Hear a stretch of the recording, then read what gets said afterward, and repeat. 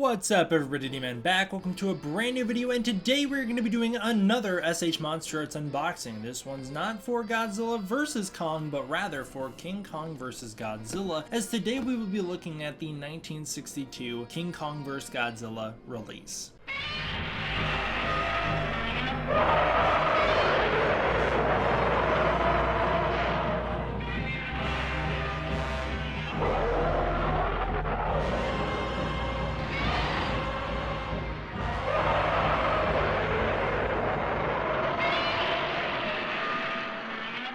That's right, I switched shirts to the only 1962 Godzilla shirt I have. Well, actually I have two, but neither of them feature the actual Kong from the movie. I need an actual shirt of King Kong vs. Godzilla, not just a shirt with the Godzilla design. But hey, this is fitting because all we're talking about today is Godzilla. The packaging looks spookily similar to the Mechagodzilla packaging, and for a long time I was like, I know I have the SH62, and then when I actually went to find him, I stumbled across the top of this, and I was like, are you kidding me? I bought another a third Mechagodzilla 74? It's not. It's the Godzilla 62, as we can see here, but that is one of the things. Very generic packaging. It's not like NECA's, which is really nice and cool. This one's lame. It's just like the scratches and then Godzilla on the front. It's a cool picture of Godzilla. He looks really awesome. He looks fine here on the side. I like the dorsal spine spillover with a character here. That's nice. And then on this side, it's just kind of like the generic Godzilla scratches. On the back, at least you got a lot of poses, and there's no dumb window looking on the top.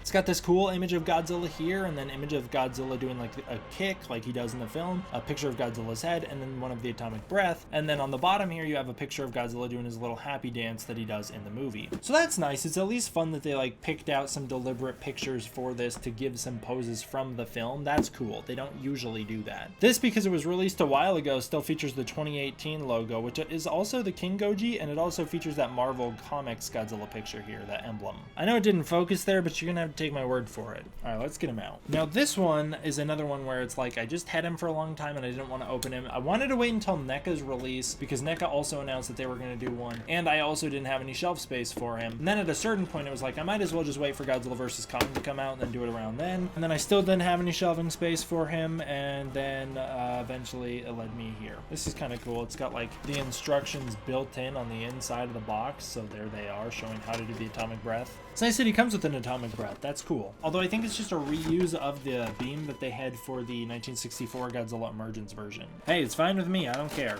It's still an accessory, so I'm not going to complain about getting an accessory. This might be the first SH that I have to heat up with a blow dryer. Or not. That went in so easily. That's seriously it? Whoa. NECA, you guys gotta step up your game. Why is it so impossibly hard to get a NECA thing together? Whereas this, I just snapped that in perfectly. All right, there he is. Got another one of our lovely little figure stands here for the atomic beam. And then we've got the atomic beam. Now, I guess this one's kind of movie accurate in that his breath in the older movies doesn't really have a lot of texturing, so this is actually nice that they've got, it's kind of like an icy look, which also makes sense because he does come out of the ice. But this is a bit of an icy look. It's got a bit of an icy color. It's more white than blue, which again, it goes along with how it looked in those older films. However, King Kong vs. Godzilla is the movie where his breath shifts from being white to blue because it's the first one in color. But yeah, there's a lot of scenes where it looks pretty much just like this. It doesn't have a lot of texturing. It's just kind of a straight beam, and it's nice of them to give it this like icy look. It's very cool, and the painting of it is kind of bluish. I know it doesn't really register on camera, but it's got like a very subtle purplish tint to it, so it's kind of walks the line between being blue and mostly white and kind of gray. So it's a good representation of that original atomic breath. NECA did a similar thing. Theirs is a bit more textured. They weren't really going for like the movie accuracy in terms of the look. They were just kind of going for like the white paint. Here they are together. You can see very different approaches to the same atomic breath. Neither one is a better approach than the other. This is a little more movie accurate, whereas this is more stylistic and it looks better. I think this is a much cooler looking beam. It just looks like flames, and the way it looks like there's motion to it, whereas this one doesn't really look like there's a lot of motion to it. But at least they kind of went for a more movie accurate approach with this, and so now we have two different approaches to the same problem, which is cool. I like having that. As for the figure base, these ones are always so nice. They just plug in and then that's that. It's just done. There's no hassle with it. They just plug in and it's over. You can't get them off. You're more likely to separate these pieces than you are to knock the atomic breath off here. As for Godzilla, he's nice.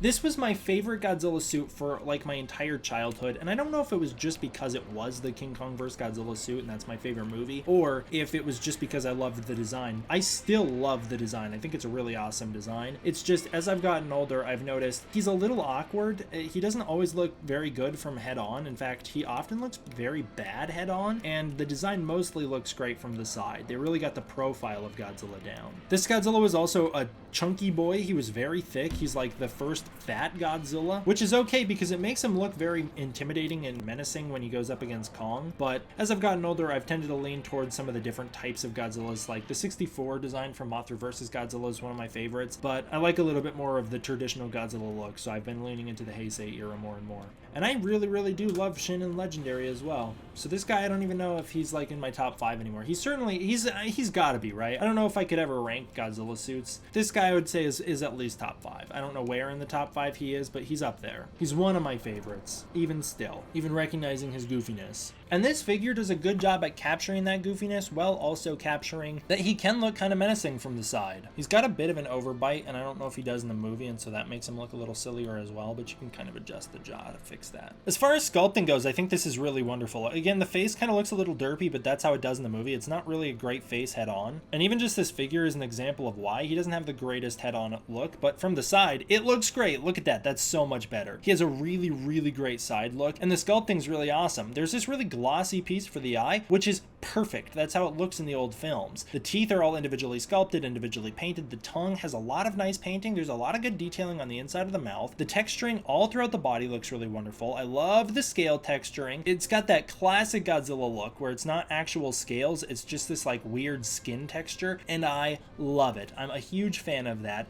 and you can see all throughout there's a lot of like good muscle tones, and you can see a lot of really cool stuff going on here with the sculpt. He does look big and muscular and intimidating, like he would beat the hell out of Kong. The spines themselves look really great as well. They've got the classic paint job where it kind of goes from dark to light, that thing that everybody really loves, and it's awesome. And then there's really great texturing within as well. It's a really deep and rich sculpt with a lot of great grooves. I'm a big fan of the deep grooves, and this has got them. As far as articulation goes, he can really hold his tail poses. I love that. I love having a tail that you can get pointed up because that takes up way less shelf space, and curve around a lot. As we saw on the box, he does have a pretty good range of articulation. He can like kick out and knock you over, and he's a little stiff mind, but that's okay. You can work with it and loosen him up, and that's kind of how a lot of MonsterArts figures come. They just come very stiff, and you have to work with them to loosen them up. There are some gaps here that I know are going to drive some people crazy, or have driven people crazy. This is a discontinued old figure, so I know that people's complaints are years old at this point. I remember a lot of people complaining about the face on this guy. I think a lot of people complaining about the eyes. Maybe my eyes look pretty good. He's kind of looking in the right direction. The only thing I'm noticing is that at least in the torso, I can't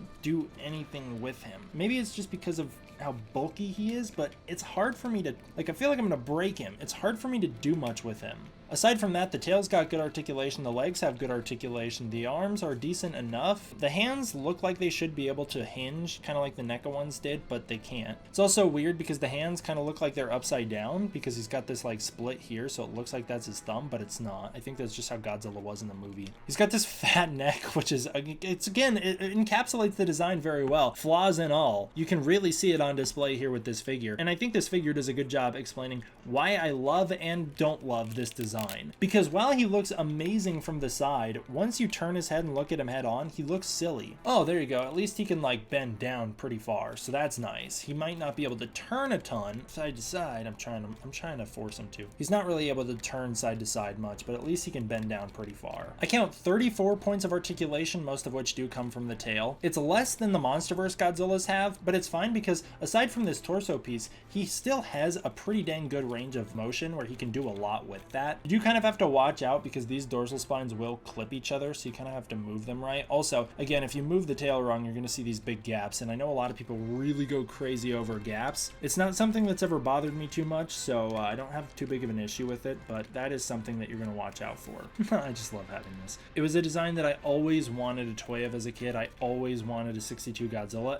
Look at that. From afar and from the side, even from close and from the side. It just is everything that I loved about this design as a kid, and it's so nice to have. It was something that I always wanted a Bandai of the 62 design, but they just didn't make one in America. So I never got the toy that I wanted, and it took until NECA's for me to finally get it. And now I have the superior version, because that's right, I think that the MonsterArts is the superior version. NECA's is bigger, heavier, beefier. He's not actually much taller, but he's just much thicker and heavier. He's very heavy comparatively. The NECA one doesn't have the greatest paint job. Mine doesn't anyways. I mean, there's some noticeable area on like the cheek here, and then some paint scratching throughout, which I remember being disappointed about because this was a sample figure that they sent me to review, and it was like, this is your best sample? I still appreciate it though, NECA. I still love you guys. I'm noticing that you have to really work this guy to get him to twist his torso as well. Maybe it's just, oops, maybe it's just an after effect of having such thick body that he can't turn it as much. There's not as much range of motion, however it is easier to move him, and one thing that this does much better is that he's actually got hands that can open and close. The hands have more articulation than they do on the NECA by a lot. He can get into similar poses too. He can't get as neat of a kick, but he can still kind of get into that kick pose, and there's a lot to love about this NECA one. I think this NECA one's honestly very close to perfect as well. It's just MonsterArts I think did a little bit better in terms of the sculpt. The MonsterArts is a better representation of the actual suit, whereas NECA's is a little bit more of like a cartoony, silly version of the suit design. However, there's still a lot to love there. I think if you're a collector, if you're not going to be like a hardcore and want them both, and if you're not going to be like, oh, I want the expensive one, this is the one I would recommend getting for normal people. I just think that this is cheaper, it's more affordable, it pops a little better. I mean, the paint is a little more bright, so it pops a little better. One thing that the NECA does a little better as well is that it's got painted fingernails and toenails, and the SH doesn't. They are painted, but they're not painted a brighter color, they're painted a darker color, so they don't really stand out, and it makes the NECA one look like it's a little more detailed from afar. Again, I think that both of them are pretty awesome. There's not much that I would change or ask for with either of them differently. They both got really good tail motions. I mean, SH has a little bit more than NECA's. They both look really great. I mean, they don't look that different. They're still the same suit, and they're both a very good representation of that suit. NECA's is a little more cartoony, a little more animated than MonsterArts is, but that's fine. I don't know what I rated the NECA one. I rated it so long ago. I reviewed this figure forever ago, but I would give the MonsterArts one a 9 out of 10. There's nothing more that I would have done with it aside from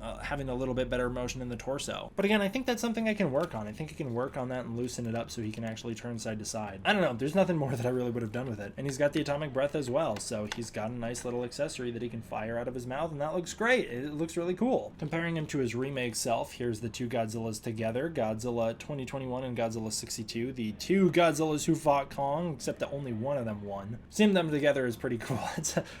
It's cool to have this. I wish that they would do a 62 Kong. There's like no 62 Kongs out there, but here you go. Here's Godzilla and Kong paired together. I don't think that the 62 Godzilla would stand a chance against the new Kong. I mean, even if they were scaled to the same size. New Kong, I think he would wipe the floor with that old Godzilla. I want to give a huge thank you to all my patrons over on Patreon. You guys are absolutely the best. Please consider supporting the Patreon using the link in the description below. You can get early access to content, request videos, access to the Discord community, and more. Also, it goes a really long way towards supporting the channel and making sure I can make videos like this. I should also note now that this is probably the last SH unboxing I'm going to do for a while. I'm going to try and save up to get the SH Mecha Godzilla 21, but honestly, I mean, tuition's just so expensive that I can't really afford to buy MonsterArts figures anymore, so I don't have the funding for that. I'm not going to really be able to get like the Ultima or the Jet Jaguar or anything else that I really want. I want them all, I just can't afford it. So this might be the last MonsterArts unboxing for quite a while, although I will try and get my hands on a Mecha Godzilla. Alright, thank you all for watching. I hope you enjoyed. I will see you guys next time for the next one. D-Man, out.